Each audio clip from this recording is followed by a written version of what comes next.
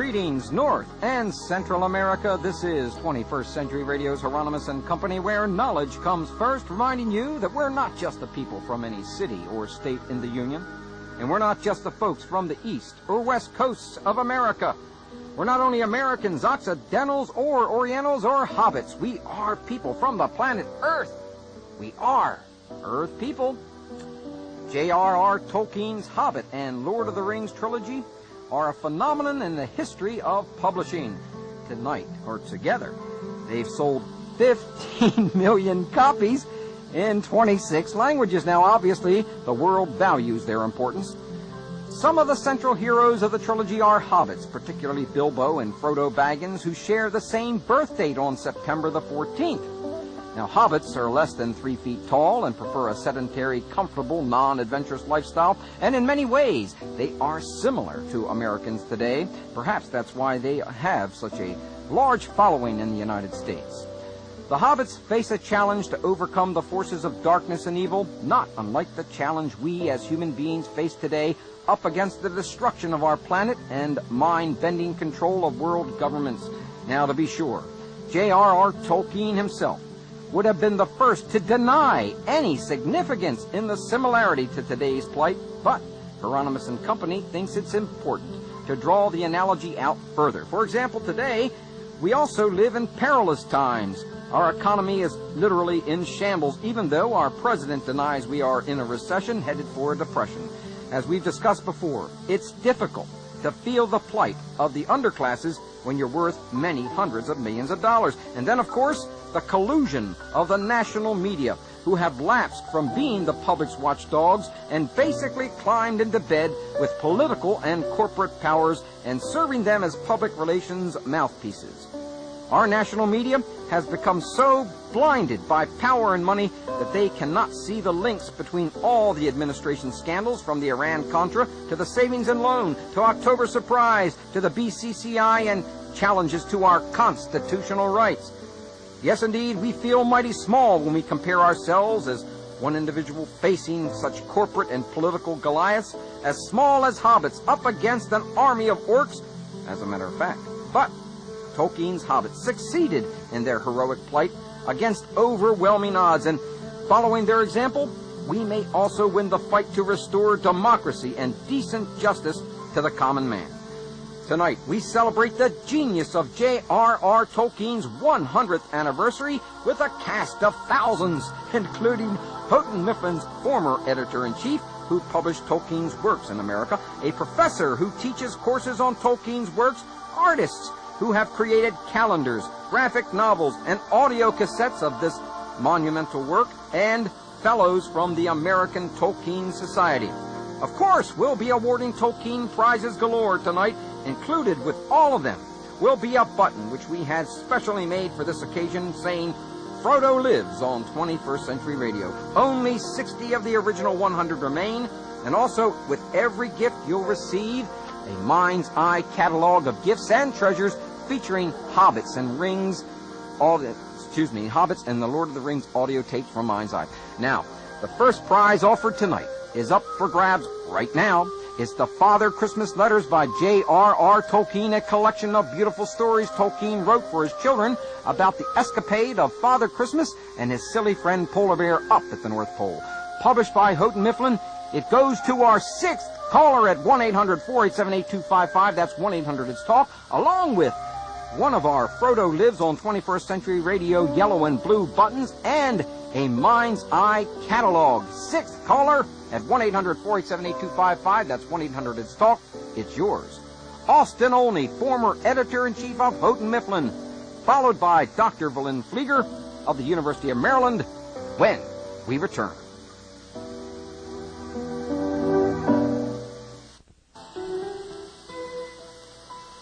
Many ages ago, when this ancient planet was not quite so ancient, there was the time of Middle-earth, when man shared his days with elves, dwarves, wizards, goblins, dragons, and hobbits. In the lands of Middle-earth, in an area known as the Shire, there was a village named Hobbit. There, in a hole in the ground, lived a hobbit. Welcome back to 21st Century Radio's Hieronymus and Company, where knowledge comes first. Our executive producer and research assistant is Laura Kortner, and she's being assisted tonight by Cynthia Batterton. Our engineer, Steve Dean. You can join us at 1-800-487-8255. That's 1-800-ITS-TALK. Frodo lives on 21st Century Radio's Hieronymus and Company. It says so right here on this button that I'm wearing, so it's got to be true, friends. Psychologists Joseph Campbell, Rollo May, Carl Jung agree that the lack of hero myths is what is at the root of pervasive violence and loneliness in America. And in order to reintroduce hero myths to our country, 21st Century Radio has been conducting an ongoing series of interviews probing the importance of myths and symbols. We've explored the American cultural icons like Nipper the RCA dog, Rocky and Bullwinkle, Pogo the possum, the Yellow Submarine, Dick Tracy, baseball hero Babe Ruth with actor Stephen Lang, and now it's time to focus on the mythology of J.R.R. Tolkien's Lord of the Rings trilogy. Our 3-hour radio first begins with Austin Olney, former editor-in-chief of Houghton Mifflin, Tolkien's American publishers. Welcome to 21st Century Radio's Hieronymus and Company, where hobbits and heroes come first. Austin? Thanks. Well, let's start with a basic question here. What is the underlying storyline of the Lord of the Rings there, Austin?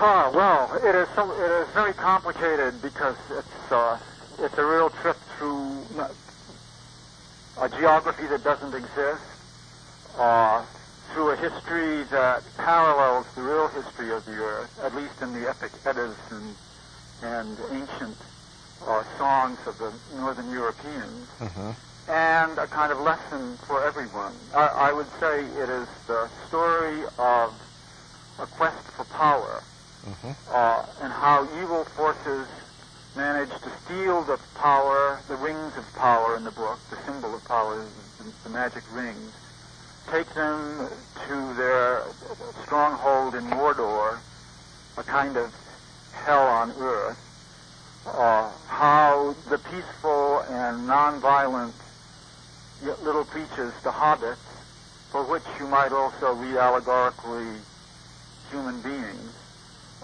screw up their courage and are able to call up the bravery, the cunning, the energy, and everything to successfully get the rings back. You might say in a larger term, it's how the forces of peace and good fellowship are able to rout the forces of violence, war, greed, all of those bad things. Well, that's certainly, I think that's pretty much what it's about. I guess we both have read the same stuff, huh? Now, when did you experience Tolkien's Hobbit and trilogy for the first time, and what was your reaction to him? Well, The Hobbit, I went to work for Houghton Mifflin in 1946, and The Hobbit had been published around 1938. Like many publishers, Houghton Mifflin had an adult department and a children's book department and a textbook department. I didn't mess around with the children's department too much in the beginning, although I ran it for a while later on. But in any case, people were talking about The Hobbit and how well it was doing and things like that. It was still a fairly new book. And I read it myself out of interest. And as my children got older, I brought a copy home, and it was read in the family setting and all of that. So it goes back, for me, a long way. Well, what part did you play in bringing Tolkien's work to America, especially to Houghton Mifflin? Well, I can't say that I brought any part to it, because it had already been, in a sense, The Hobbit had already been brought to Houghton Mifflin. I would say, if there is anyone who might say that she played a real role in it, was a colleague of mine, Ann Barrett, who was an editor in the adult department at that time. And when the manuscript for the Lord of the Rings, well, for the first volume, The Fellowship of the Ring, came in, Anne wrote a wonderful editorial report on it. She said, the author of the successful Hobbit has now embarked, I'm not quoting exactly, but has now embarked on a totally new project, which is a grown-up, densely written, complicated, demanding story of further doings in Middle-earth. The Hobbit has been left behind, in a sense, and has found himself on a new stage with a far more difficult story. In fact, it is an almost impossible book to try and sell, to present to a public, and I don't see how we can make any money on it. But it is a great book, and we must publish it. Oh, God bless her soul. God bless her indeed. And in a sense, her initial editorial judgment was right. It was difficult to get it launched over here, and because we knew that the audience was going, or we suspected the audience for it would be rather small, rather than printing ourselves over here, we imported printed sheets from the British publishers Allen and Unwin. And I think we took the tremendous risk of bringing in 1,500 sheets. The first 1,500 lasted for a while, but suddenly we noticed we were getting low, so we brought in another 1,500, and that went a little faster, and then we brought in 2,500, and one thing led to another until pretty soon the Fellowship of the Ring got up to speed, and the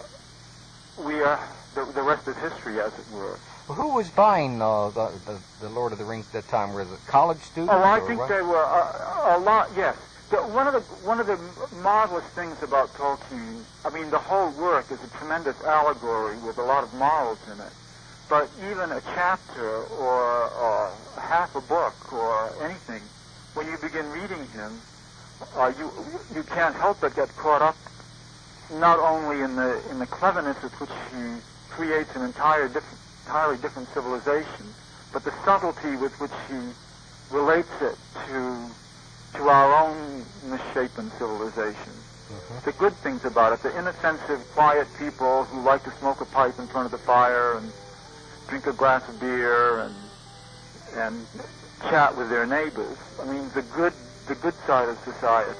Kind of like the Hobbit side of society. Exactly. Right, Cale. Austin, we got a little pause here, a 21st century pause, then we'll be back in just a few seconds. Oh, boy, I think Steve Dean has really learned how to play that. Was that a mandolin you got in there, Steve? No, it is mandolin? Good job, Steve. Well, Austin, as our engineer here, is serenading us in the background. Oh, he stopped. He stopped there also. Well, he was getting into it here. Oh, he's been a little under the weather, but I think J.R. Tolkien is perking him up just a little bit. Now, with whom did you work with any of the members of the Tolkien family to assure that this? Well, there was very little work to be done because even Tolkien's British publishers, Allen and Unwin, didn't make any changes in his text. Tolkien knew what he was doing. Sure. And the most I would think anyone could have caught or changed in his works, the early works, were typographical errors.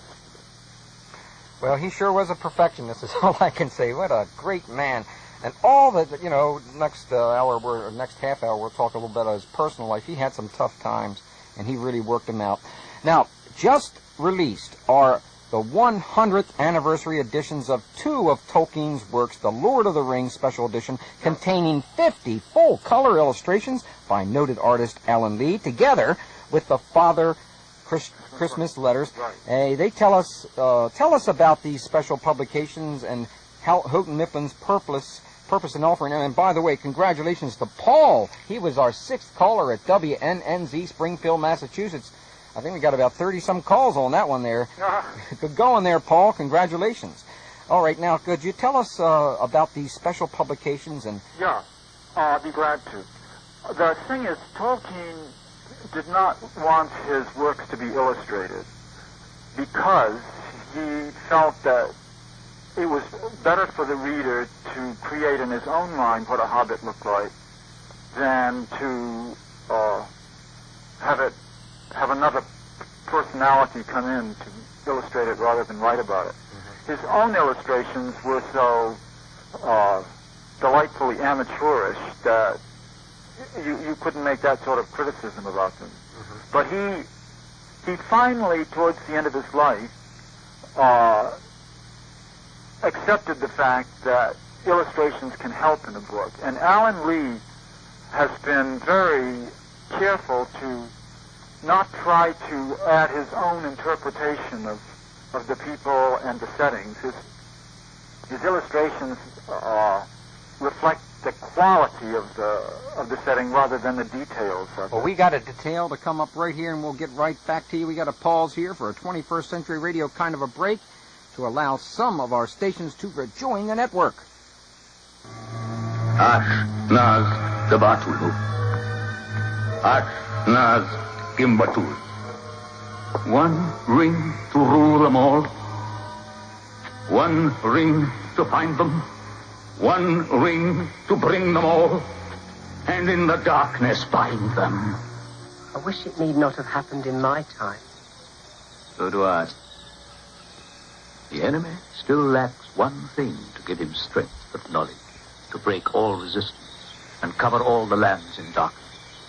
He lacks the one ring.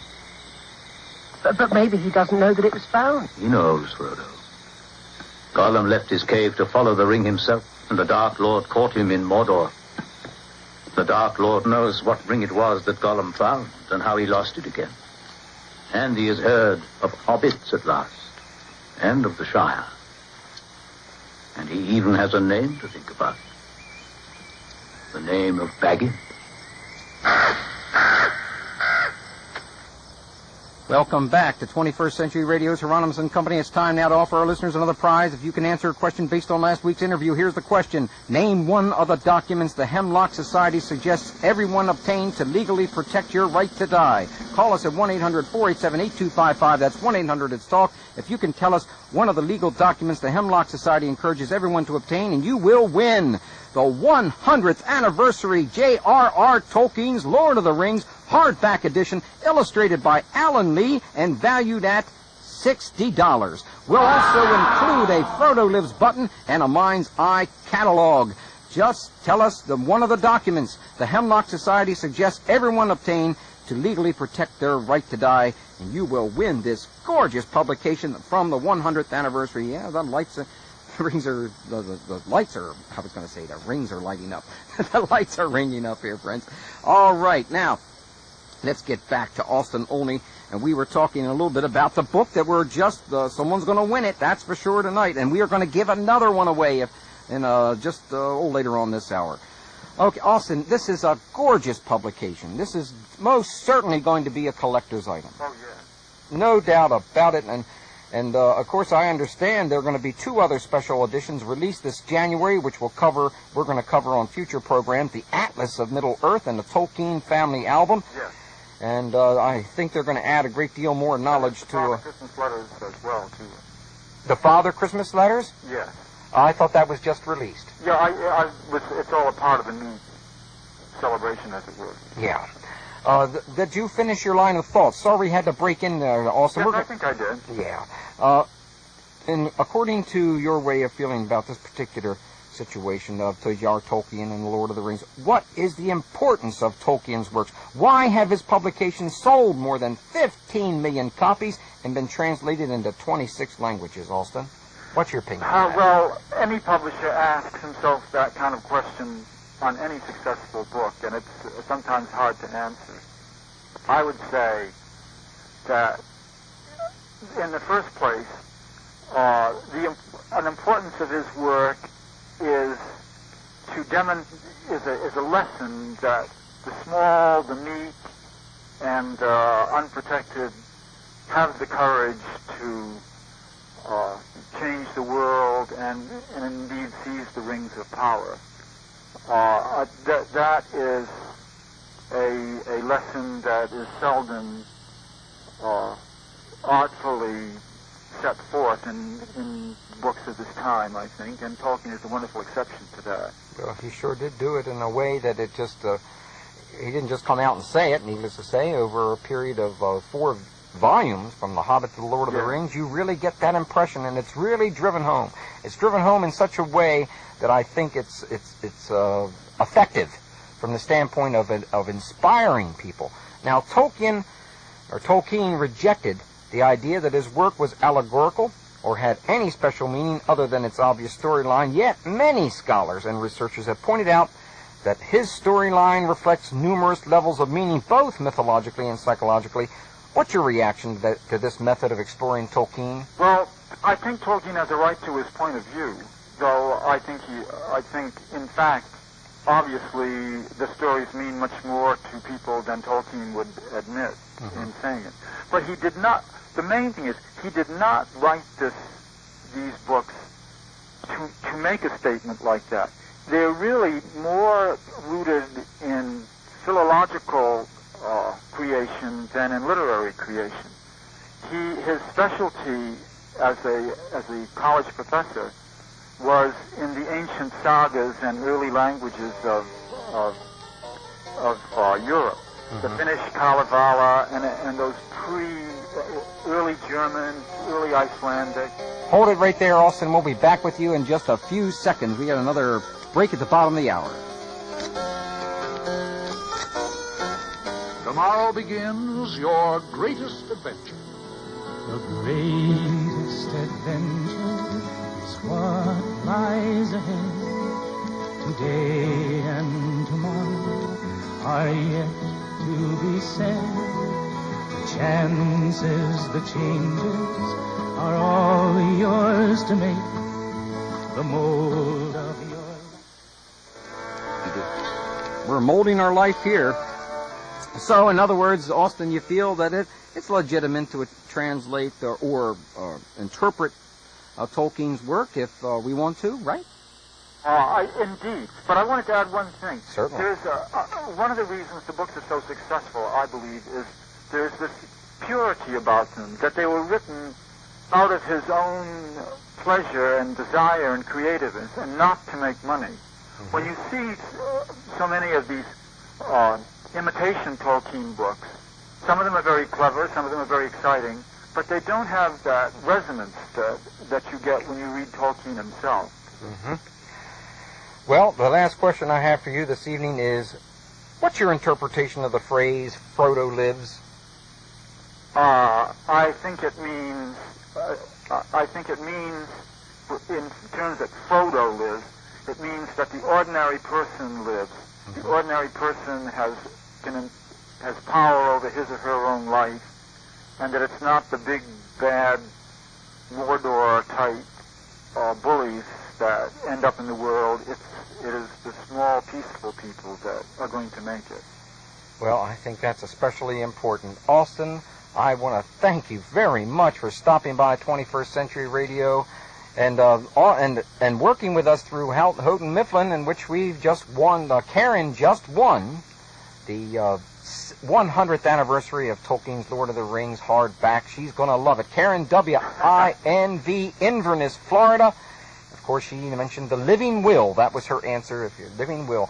Boy, Austin, we are really going to enjoy giving away more of these books out the rest of this hour and into the coming weeks. And we want to thank Houghton Mifflin for helping us out, and especially yourself. Well, it's been a pleasure. Thank you. It sure has. And, of course, we'll get you a copy of this show all 3 hours. Okay.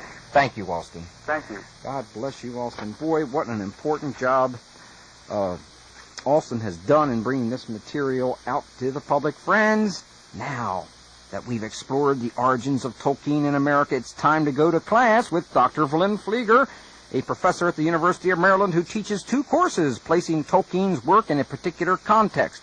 Their courses numbered 477, Studies in Myth-Making, and number 377, Medieval Narrative and Modern Myth.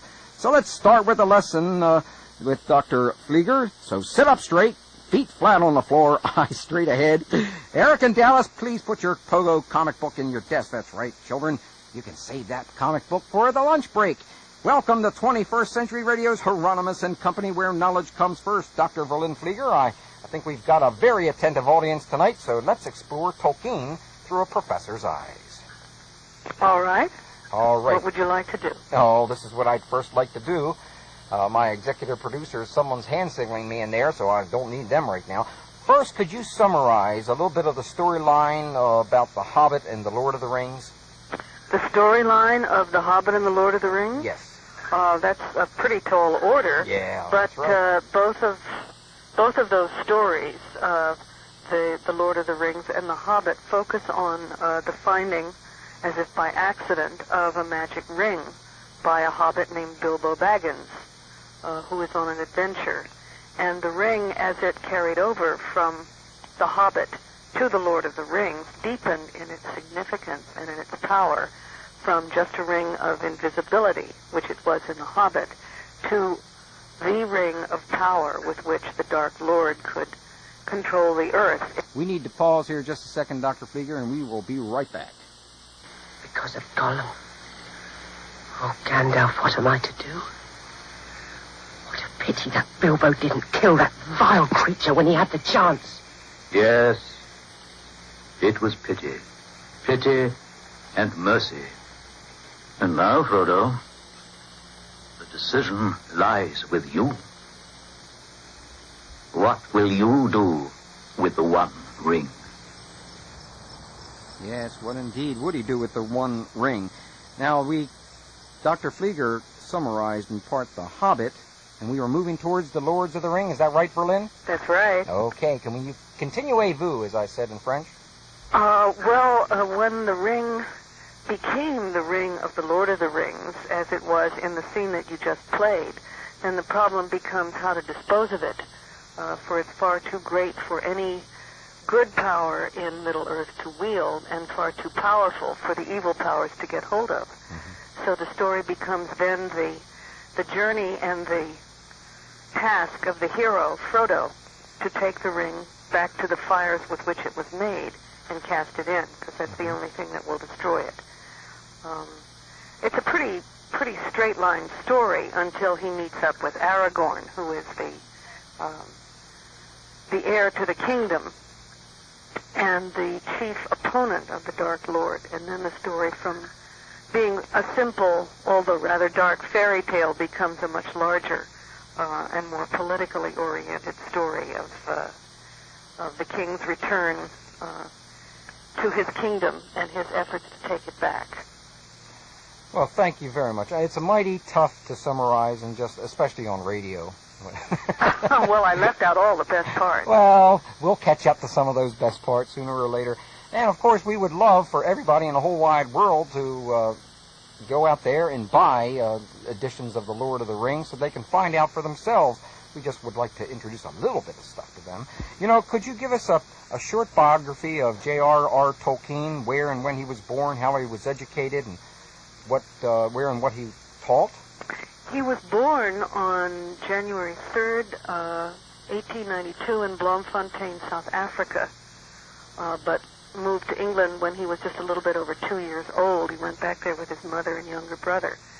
He was educated largely before he went to school by his mother, who devoted a great deal of time to teaching her two boys, and then was educated at, I think, King Edward's School in Birmingham, and then at Oxford, where he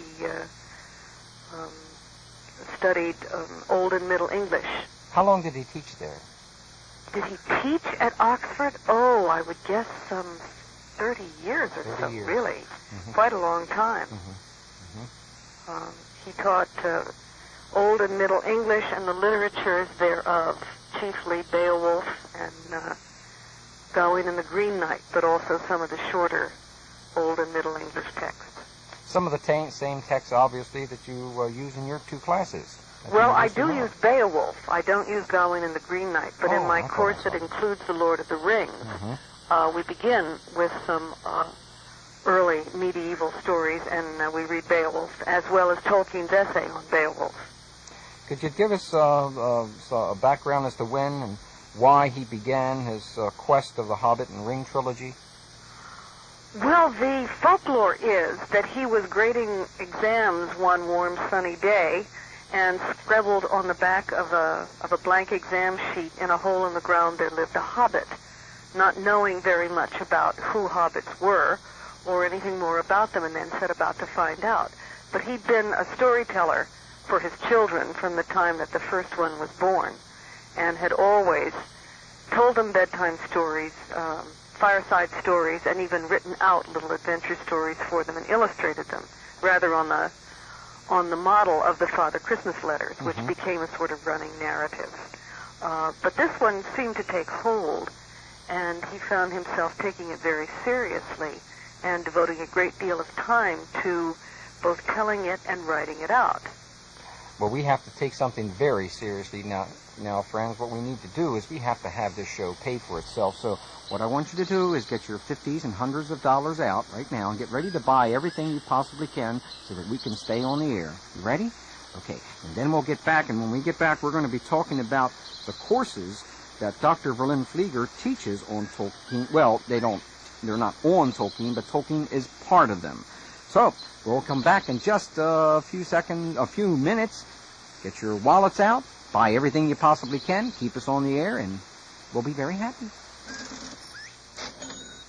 On the morning of the last day of waiting, Frodo was alone with Bilbo, and the old hobbit pulled out from under his bed a wooden box. Here is your sword. This is Sting. I shan't want it again, I expect. Oh, Bilbo. The sword you used against the spiders? Oh, thank you. And this, shirt of mail and the belt. Here, take them from me. I should look... Well, I don't think I should look right in it. Just what I said myself. But never mind about looks. You see, it's as supple almost as linen, cold as ice, but harder than steel. I have a fancy it would turn even the knives of the ringwraiths. You must share this secret with me. I'll put it on you. Now, don't tell anyone else. There. Just a plain hobbit you look. Good luck to you. There you are.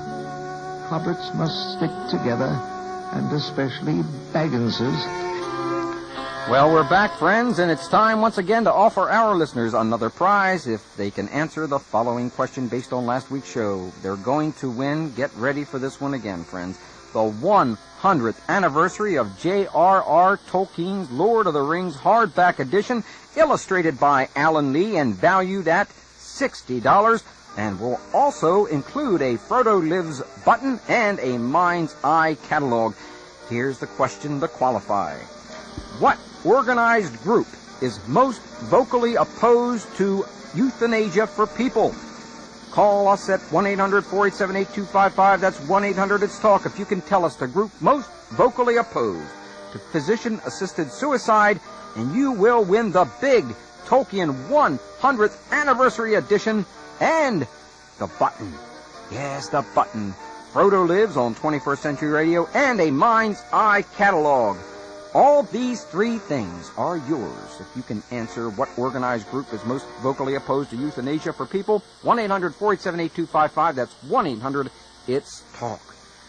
Ah, yes. Now we've got some time, Dr. Flieger, to take a look at the courses that include Tolkien's works in the context of medieval and modern myths. First, what are myths, and why does our culture place such a low value on their importance?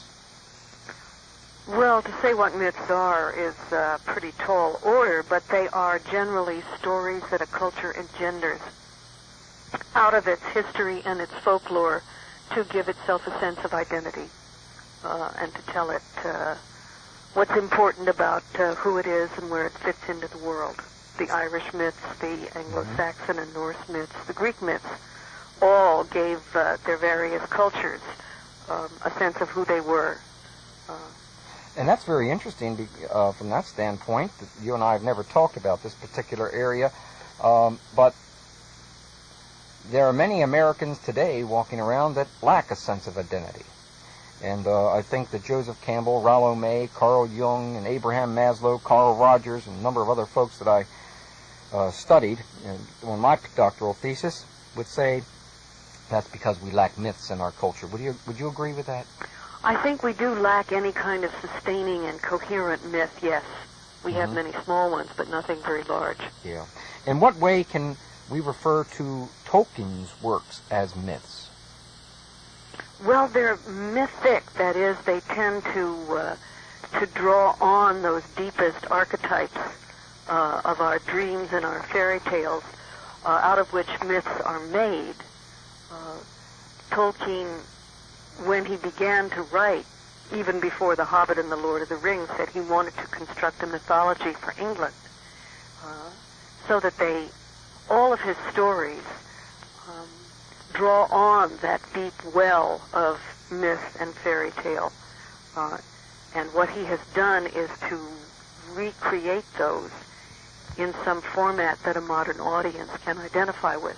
Mm-hmm. Well, it's pretty widely known that Tolkien rejected the idea that his work was allegorical or had any special meaning other than its obvious storyline. Yet many scholars and researchers have pointed out that his storyline reflects numerous levels of meaning, both mythologically and psychologically.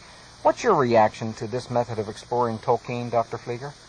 Well, to reflect levels of meaning is one thing, but to have specific allegory is another. I would certainly agree that his books convey any number of levels of meaning, both mythic and psychological and spiritual, but he did not put into them any one-to-one correlations between people and events, which would make it into allegory. Mm-hmm. I think to have it at the levels of meaning that you talk about makes it a much richer and freer, more freely associative book. Mm-hmm. Could you define allegory for us, please? Sure. Allegory simply means another story. It means that the second level of the story, the one that the first story is symbolic of, is the more important of the two. It's a very popular medieval story form in which there's a one-to-one correlation between abstract personifications like virtue or evil or mankind, and has a direct reference. Tolkien really didn't like allegory. He says that in the foreword to The Lord of the Rings.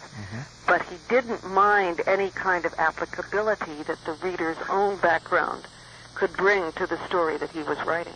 That enriched it, he felt. Houghton Mifflin published a book, I think it was in 1979, Berlin, called, I think it was The Individuated Hobbit, by Timothy O'Neill. Tim O'Neill, Tim yes. O'Neill. Did you read that particular work? Yes, I did. What did you think of it? Well, he was taking a Jungian approach there, as I recall. I haven't looked at it for a number of years, but what he was doing was to correlate Frodo's adventures. I think Frodo was the Hobbit in question. Yeah.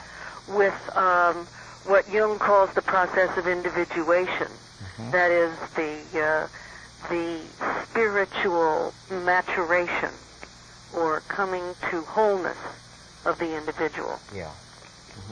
Well, I find that a particularly lucrative area of study, in that there's so many different levels there, and I'm very fond of that particular interpretation. But of course, do you know? Of course, Timothy O'Neill mentioned that he didn't think that Tolkien knew very much about Carl Jung or any of the work, so it certainly wasn't consciously done on his part. Is that right?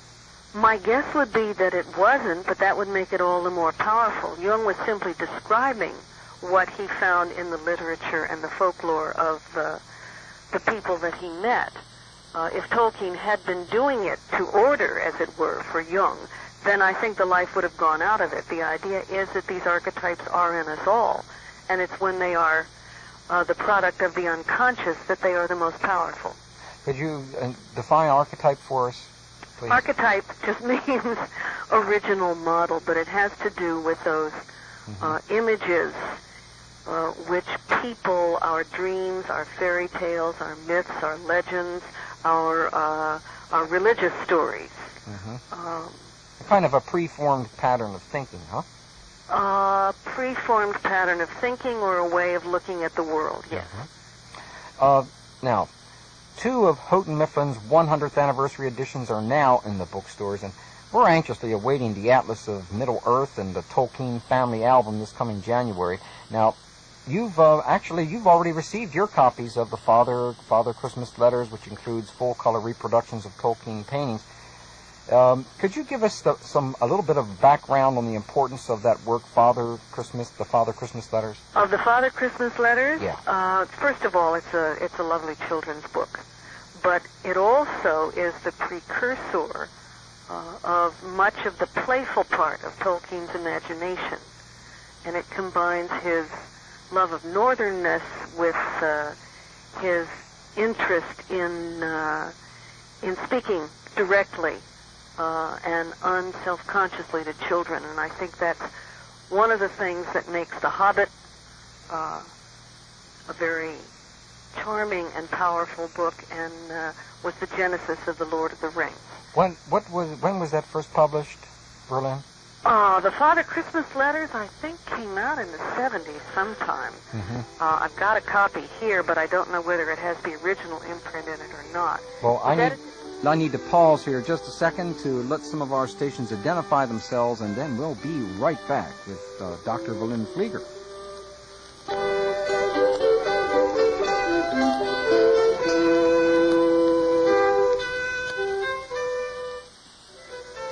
Yes, we're back, friends, and you can stop calling.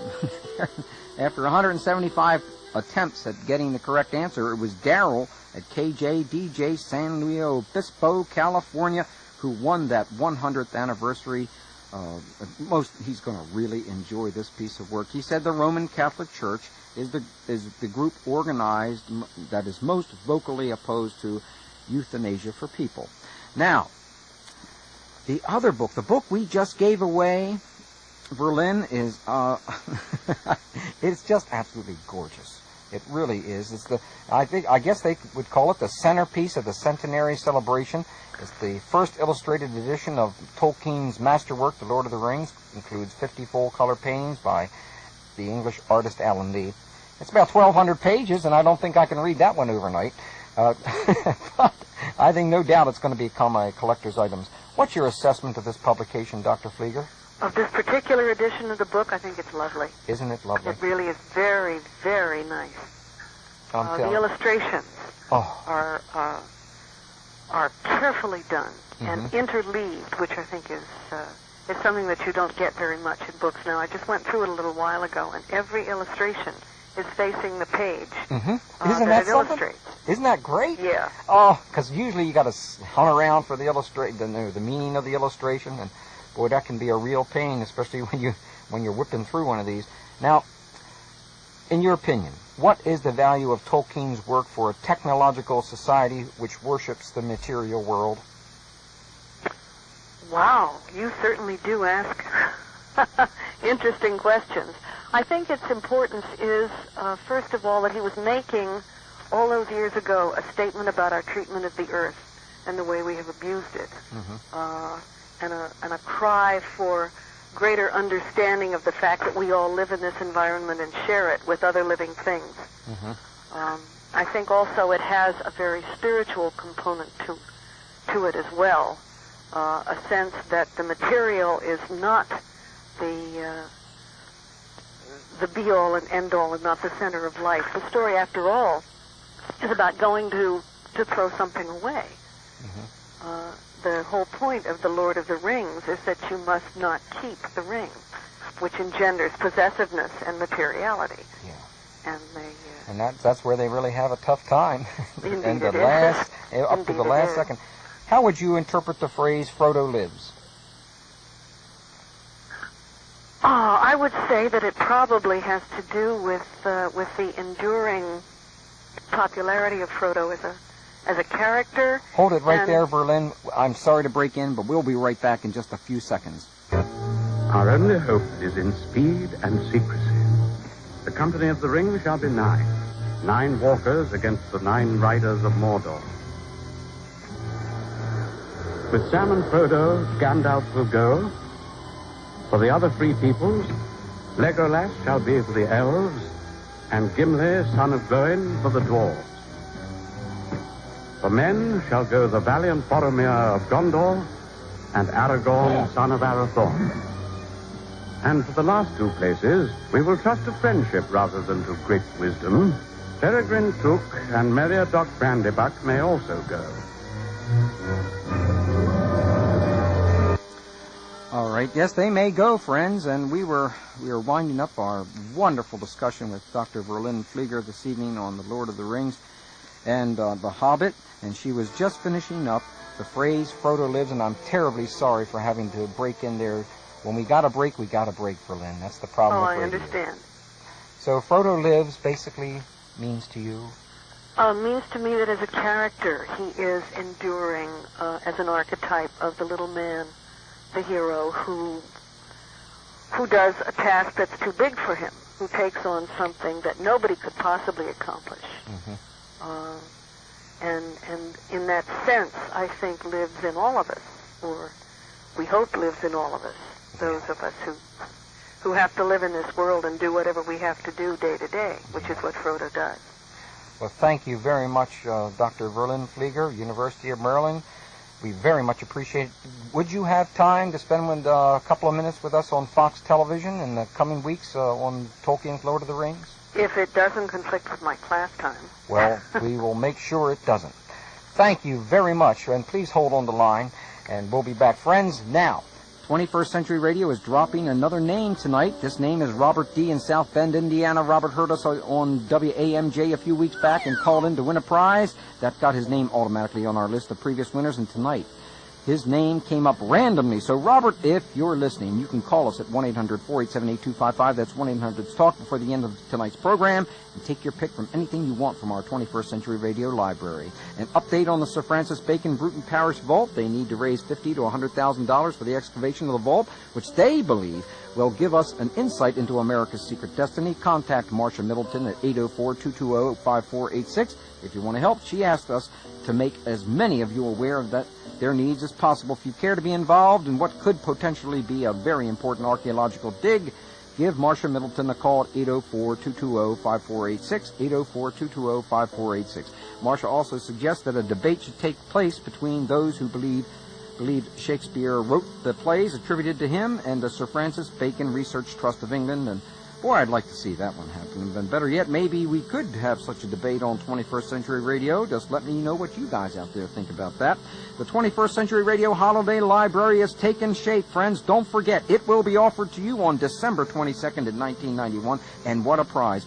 Over 200 items. Yes, 200 items. Books, videos, posters, periodicals, at least 13 audio tapes alone from our previous shows on alternative energies, UFOs.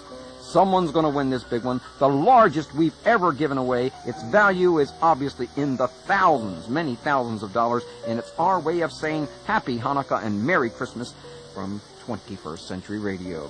And friends, last year at this time, Zoe and I were hosting the world-renowned inventor, Dr. Yashiro Nakamatsu, holder of over 2,000 patents. Local media had a very difficult time getting their facts straight about that story, but now much of what happened is told in the December issue of Spy magazine.